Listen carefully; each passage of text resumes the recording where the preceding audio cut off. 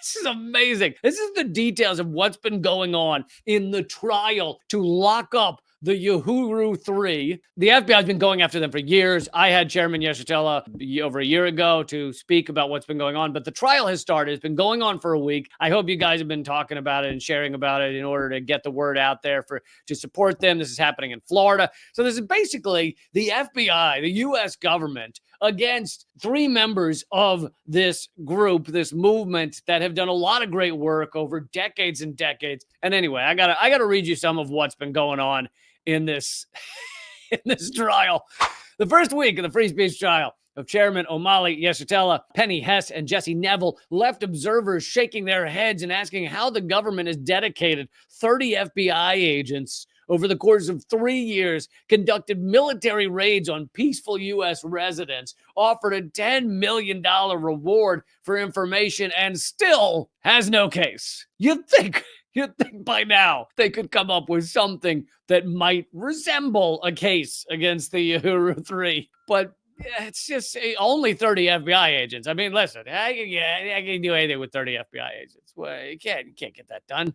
With only one witness left, the prosecution has failed to present, and that witness was on the stand today. So for all I know, that witness is done as well. But with only one witness left, the prosecution has failed to present any actual knowledge or evidence of the government's baseless claims that the Uhuru 3 are, quote, secret pawns in a Russian government conspiracy to sow political discord and interfere in elections. And you know this was effective because before a couple of years ago when the FBI raided their house and raided their facilities, you remember like back in 2019 and 2021, you remember the Uhuru were just shifting all of our elections. You remember that, right? Remember? That was all just Uhuru, constant, all over mainstream media. Just everything we were talking was swamped with Uhuru. And just, you were like, well, I got to do whatever the Uhuru say. Oh, no, that's right. None of that happened. At no point during those elections where you're like, yeah, well, the Uhuru just pulled me aside and they told me how to vote, and I couldn't do otherwise. To continue from the article, the government has made the outlandish accusation that Yeshitela, chairman of the African People's Socialist Party, as well as 2 leaders in the organization's Solidarity component, Penny Hess and Jesse Neville, were paid and under the control by the Russian government when they took a petition to the UN charging the U.S. with genocide, testified at UN hearings for reparations to African people, published an article opposing the ban on Russian athletes in the Olympics. Can you imagine that? Like, yes, Russia has manipulated our government, manipulated our people into slightly, writing an article that was seen by 12 people that the Russian athletes shouldn't be banned in the Olympics. It's real. God, man, if the Russians just fucked our shit up. Ran for public office on a reparations platform and spoke out against the U.S. NATO proxy war using Ukraine against Russia. So you'll notice none of these things could be talked about without it being funded by Russia, right? No one's against the U.S. NATO proxy war in Ukraine unless you're funded by Russia, right? Oh, or maybe you could just have a soul, and maybe that's what caused them to do these things. Maybe that was what happened. It's either that they're funded directly by Putin, like Putin gets into their email, he says, please tell them not to ban Russian athletes, or it's that they have a soul and they care about the proxy war in Ukraine. I don't actually care about the athletes, but I'm just saying the proxy war in Ukraine and the NATO, it's like, really? The government's first expert witness, a professor of political science at Syracuse University. Okay, now we're getting to the good stuff. Professor of political science. He's going to say, I have proof that the Uhuru were working with the Russians. He shared his views on Russian intelligence services, but he admitted that he knows nothing about the case of the Uhuru 3. We call to the stand someone who has no knowledge of what's going on here. Well, please, get them up here. We really need to hear from them. The other expert witness was a counterintelligence and cybersecurity consultant and professor. The government referenced the witness' writings in their response to the Uhuru 3's motion to dismiss, arguing that the term disinformation. Now, before I finish reading this sentence, when you guys hear disinformation, what do you picture? Like, what do you think it would be defined as? I don't like, I feel like I would define it as untrue stuff that you're told to put up to manipulate the world. And you know it's untrue and you just put it up to screw with people. Like that sounds like disinformation. You know, basically what CNN does, Fox News, etc. That sounds like disinformation to me. Here's what this expert, the FBI's expert, says disinformation is. They said it does not refer to information that's false. Rather, the government said it refers to information that makes the government look bad. Oh, that's what disinformation is. I had no idea. Apparently, if you say anything that makes the government look bad, that's disinformation. I should have read that passage in the Constitution or the Bill of Rights. I should have read that passage that says that Americans have freedom of speech unless it makes the government look bad. I skimmed too much. I just skimmed too much. I missed that part. I'm sorry, James Madison. I'm sorry. On the stand, this expert witness presented concepts from his latest book. Okay, was the latest book about how the Uhuru 3 have manipulated Americans and destroyed their faith in their government? Is that what the book was about? Actually, the expert witness then confessed he had no direct knowledge of the Uhuru 3 case. The FBI just is putting up one person after another who's a quote-unquote expert and has never heard of the Uhuru 3 case. They're just an expert on things. Next time we're calling a guy who's an expert on mushrooms, he's going to tell us how he likes mushrooms. An FBI digital forensics agent described how he copied and compiled data from seized documents, emails, iCloud accounts, and Facebook messages in order to create summary reports consisting of only those portions of the documents chosen by their supervisors. In other words, they combined bits of information out of everything the Uhuru group has ever posted or done or said. They took bits of information out of context and they fabricated a narrative that made them feel good.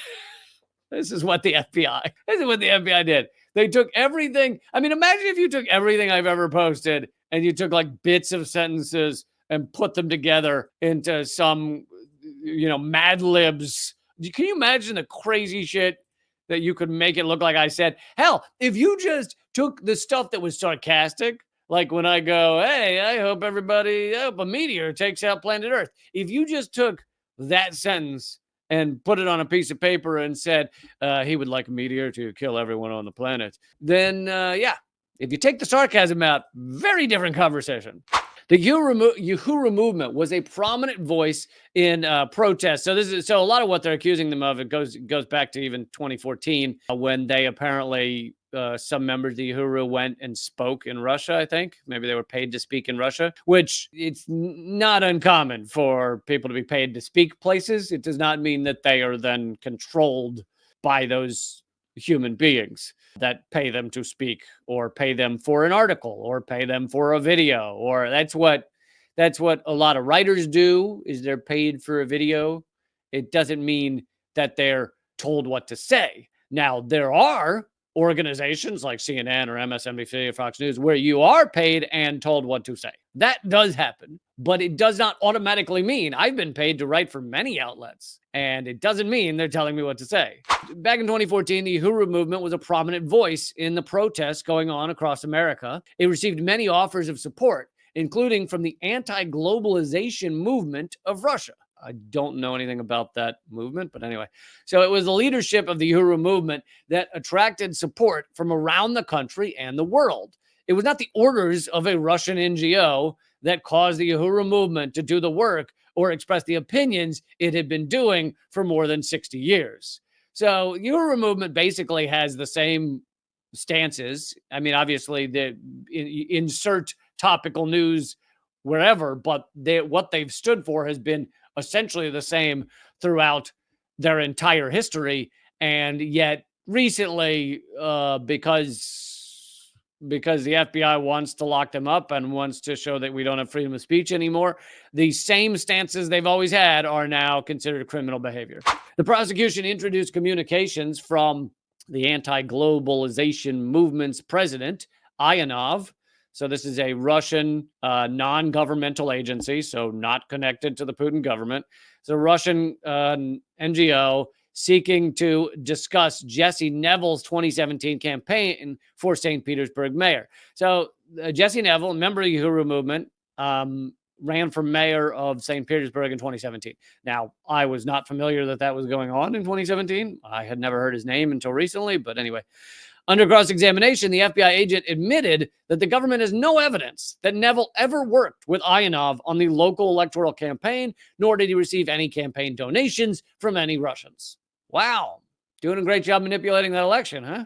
The trial continues on Monday, September 9th, with cross-examination of the latest FBI agent, followed by one more government witness. Can I take a wild guess that these people are going to say they have no information about the Uhuru trial or Uhuru 3 case? Because that seems to be a theme.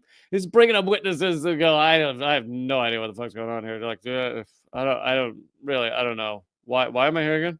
The Uhuru 3 attorneys then will begin their defense, and the case may go to jury deliberations later in the week. The case is being heard on the 17th floor of the Tampa, Florida, federal court.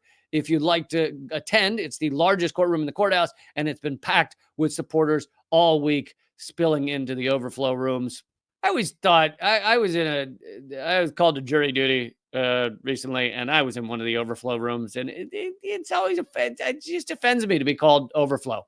I don't like to view my humanity as overflow. It's just don't love it. Okay, folks, so that's what's going on with the Uhuru, one of the many political, I mean, they're not political prisoners yet, but political raids, political persecution going on in America, right? America doesn't have political prisoners, no? No, not at all. We don't have that at all.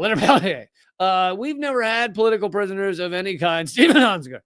And we don't have political prisoners that we hold in other countries, Julian Assange, at all. So I just like to remind you, as this case goes on, this is not what we do, except that we're doing it totally. That's the Uhuru movement. So let's keep up with what's going on there and hope they don't get convicted by a jury for things that are basically free speech.